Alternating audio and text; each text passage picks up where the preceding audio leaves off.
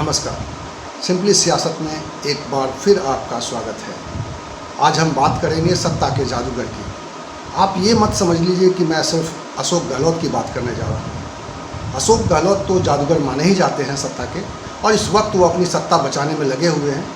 मुमकिन है वो कामयाब भी हो जाएंगे, क्योंकि विधानसभा में जब फ्लोर टेस्ट होगा और उसके लिए जो उन्होंने अपनी रणनीति बनाई है, उसके लिए जो उन्होंने तमाम तरह की जो चुनौतियाँ उनके सामने थी, उसके लिए सारे कील कांटे जो दुरुस्त कर लिए हैं, उसको लेकर लगता है कि वो अपनी सरकार बचा ले जाएंगे। लेकिन अशोक गहलोत से अलग भी सत्ता में बहुत सारे जादूगर हैं। मैं आज उन पर बात करना चाहता हूँ। तो बात शुरू करते हैं सत्ता के जादूगर की, और आपको राजस्थान से निकालकर हम ले चलते हैं मध्य प्रदेश में, जहाँ पे कमलनाथ की सरकार चल रही थी, और वहाँ सत्ता की जादूगरी ने कमलनाथ से उनकी सरकार छीन ली, कांग्रेस से उसकी सरकार छीन गई। कहानी क्या थी मध्य प्रदेश की? मध्य प्रदेश में कांग्रेस ने सत्ता के लिए जनादेश पाया था, लेकिन भारतीय जनता पार्टी ने वहाँ पर सत्ता का गणित गड़बड़ाकर कांग्रेस से उनकी सत्ता छीन ली। वहाँ पे मुख्यमंत्री कमलनाथ और ज्योतिरादित्य सिंधिया के बीच में अनबन थी। इसका फ़ायदा उठाया भारतीय जनता पार्टी ने, और इसके बाद आप देखिए कि सत्ता के हरण के लिए विधायकों तक के इस्तीफे दिलवा दिए गए, और वहाँ के विधायकों को अब उन सीटों पर दोबारा चुनाव जीत कर आना पड़ेगा, या फिर नए लोग चुनाव जीत कर आएंगे, और तब ये तय होगा कि अब जो सदन में किसका बहुमत है, और ये सरकार जो चल रही है वहाँ पे, ये सरकार चलती रहेगी या नहीं, इसको लेकर अभी भी संशय है। तो आप समझ सकते हैं कि कैसे जो जनादेश होता है उसको ये सत्ता के जादूगर अपने जादूगरी से सारी परिस्थितियां बदल देते हैं और सत्ता पर काबिज हो जाते हैं। तो ये राजस्थान की कहानी से अलग मध्य प्रदेश की कहानी है, लेकिन ये कहानी सिर्फ मध्य प्रदेश तक सीमित नहीं है। आप थोड़ा और पहले जाएंगे तो कर्नाटक में आपने क्या देखा था? कर्नाटक में एक पार्टी जो है वो बहुमत के करीब पहुँचने से थोड़ी सी रह गई थी। उसके बाद क्या हुआ? वहाँ सत्ता की जादूगरी शुरू हुई, और वहाँ पे जिन लोगों को सत्ता में नहीं बैठने का जनादेश था, उन लोगों ने जोड़ तोड़ करके अंक गणित बिठा के वहाँ पे सत्ता पे काबिज हो गए, और सत्ता उनकी चली, कुछ दिन तक चली। लेकिन फिर से जब भारतीय जनता पार्टी के नेता सक्रिय हुए तो वहाँ फिर से दूसरी बार जादूगरी हुई, और आखिरकार वहाँ पे जो पहले से जो सरकार चल रही थी, यानी चुनाव के बाद जिन लोगों ने जोड़ तोड़ करके या जिन लोगों ने अपना गणित बिठाकर वहाँ पे सरकार चलाने का एक सिचुएशन बना लिया था, वहाँ पे एक सरकार को प्रभावी बना दिया था, सरकार चलने लगी थी, उसके बाद बीच में इंटरप्शन हुआ और दूसरी बार एक नई सरकार आ जाती है, और वो अभी तक चल रही है। तो कैसे जनादेश क्या होता है, और ये सत्ता के जादूगर उस जनादेश को अपने अंक गणित से बदल देते हैं। अब हम आपको लिए चलते हैं महाराष्ट्र में। महाराष्ट्र की कहानी कुछ और है। महाराष्ट्र में एक नई कहानी सामने आती है सत्ता के हरण की और सत्ता के जादूगरी की। वहाँ पे भारतीय जनता पार्टी और शिवसेना ने मिलकर चुनाव लड़ा, दोनों की विजय भी हुई। दोनों के पास इतने नंबर्स थे कि आसानी से वो सरकार बना सकते थे और सत्ता उनके पास रहती। लेकिन एक पार्टी की महत्वाकांक्षा, एक व्यक्ति की महत्वाकांक्षा ने वहाँ सारा गड़बड़ कर दिया। वहाँ लोगों ने जो जनादेश दिया था, उस जनादेश का अपमान हुआ, और आखिरकार वहाँ पे वैसी सरकार बनी जिनको जनादेश नहीं मिला था, यानी जिनके खिलाफ चुनाव लड़के आए थे शिवसेना वाले, वो उनके साथ बैठ के वहाँ उनको सरकार चला रहे हैं। सत्ता का अंक गणित को ठीक करके और जनादेश का अपमान करना, जनादेश का अपहरण करना, तो ये एक लगातार आप कड़ी देख रहे हैं कि राजस्थान की कहानी क्या है। मैं बीच में आपको राजस्थान की कहानी भी बता दूं। राजस्थान की कहानी इतनी ही है ना कि राजस्थान में जो है उप मुख्यमंत्री अपने मुख्यमंत्री को पसंद नहीं करते हैं, और वो चाहते हैं कि उनको पलटकर वो सत्ता में काबिज हो जाएं, और इसके लिए तमाम तरह की ये जो आरोप है, जिस तरीके की आरोप लगाया गया है या जिस तरह के साक्ष्य जुटाए जा रहे हैं, उससे तो यही कहानी बन रही है ना कि सचिन पायलट को वहाँ पे अपना मुख्यमंत्री पसंद नहीं था, अपनी ही पार्टी का मुख्यमंत्री पसंद नहीं था, और उन्होंने अपनी ही पार्टी के विरोध में एक अभियान चलाया ताकि वो उनकी सत्ता पलट दें और वो सत्ता पर खुद काबिज हो जाए। इसमें भारतीय जनता पार्टी का कितना योगदान था, इसको लेकर अभी स्थिति स्पष्ट नहीं है, या बहुत राजनीति है इसके पीछे, कई तरह की चीज़ें हैं। अभी तो वहाँ मामला सियासी लड़ाई भी चल रही है, कानूनी लड़ाई भी चल रही है। तो राजस्थान की परिस्थिति तो आप देख ही रहे हैं कि कैसे वहाँ पे सत्ता के अपहरण की कोशिश हुई और उस कोशिश को बचाने के लिए वहाँ के जादूगर अपना काम कर रहे हैं। अब थोड़ा हम निकल के आते हैं कर्नाटक से पहले बिहार में निकल के आते हैं। बिहार में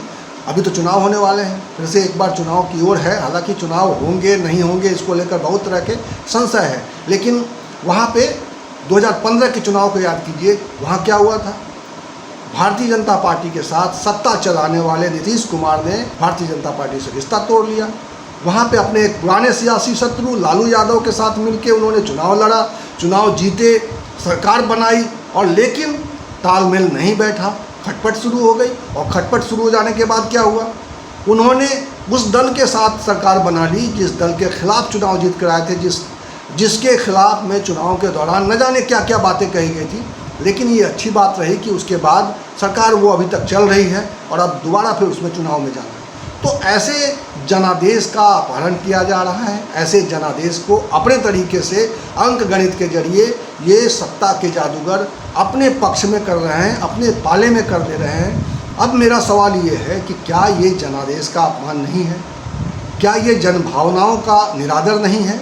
क्योंकि जिस तरीके से ये इन तमाम राज्यों में जो परिस्थितियाँ कुछ और थीं और कुछ और बना ली गई, कुछ और अंक गणित फिट कर लिया गया और उसके जरिए सारी सियासी गणित जो है पलट दिया गया, ये एक पूरा प्रकरण चलता आ रहा है और कई राज्यों में इसको दोहराया गया है।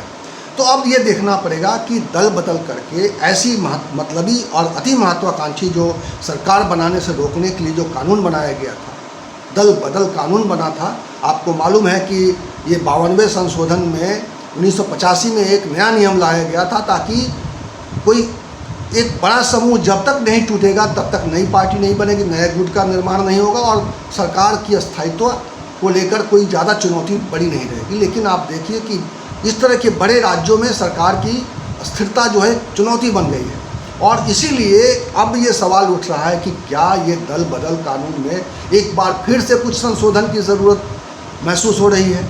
क्योंकि अभी कपिल सिब्बल ने एक सवाल उठाया, जब राजस्थान का पूरा प्रकरण चर्चा में है तो कपिल सिब्बल ने एक ट्वीट किया है और उन्होंने एक बात रखी है कि अब वैक्सीन की ज़रूरत है।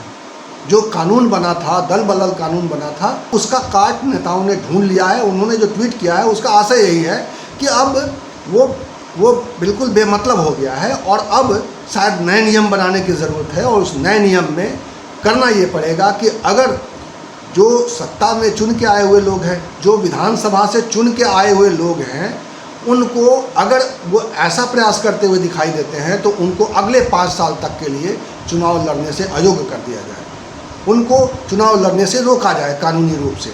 अब ये वक्त आ गया है कि अब इस बारे में कोई फैसला किया जाए ताकि जो लोकतंत्र है जिसमें जनता का महत्व होता है, जिसमें जनता फैसले करती है और उस फैसले का पालन राजनीतिक दलों को करना होता है, लेकिन राजनीतिक दलों ने अब उस पूरे जो जनादेश को अपने पक्ष में करने का एक नया तरीका ढूंढ निकाला है। उस तरीके में ये भी आ गया है कि एक विधायकों के एक समूह से इस्तीफा दिलवा दीजिए, अपने हिसाब से गणित तैयार कर लीजिए और बड़ी से बड़ी सरकार पलट दीजिए। छोटे राज्यों में तो ये होता ही था।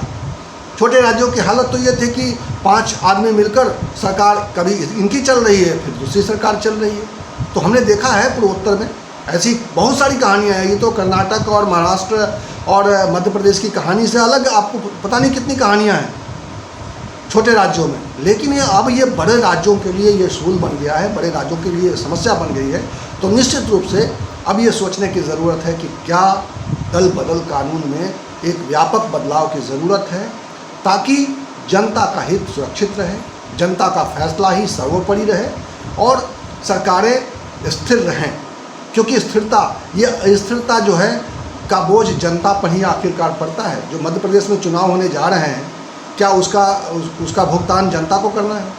वो जनता के पैसे से वहाँ चुनाव होगा। नेताओं को क्या है, आज वो हैं कल नहीं रहेंगे, कल जो इस्तीफा दे के गए हैं वो दोबारा चुन के आ सकते हैं या जनता उनको सत्ता से बाहर भी कर सकती है, उनको चुनाव से बाहर भी कर सकती है, उनको हरा सकती है। तो ये है आज के इस वीडियो का विचार बिंदु। अगर आपको हमारी राय अच्छी लगती है या आप इस बारे में कोई अलग राय रखते हैं तो आप कमेंट बॉक्स में जाकर अपनी राय रख सकते हैं। और आखिर में मैं आपसे एक और अनुरोध करना चाहता हूं कि अगर आपने अभी तक हमारा ये चैनल सब्सक्राइब नहीं किया है तो कृपया इस चैनल को सब्सक्राइब कर लें। मैं हमेशा राजनीतिक विषयों पर एक अलग विचार के साथ वीडियो बनाता हूं और नियमित रूप से मैं आपसे संवाद करना चाहता हूं।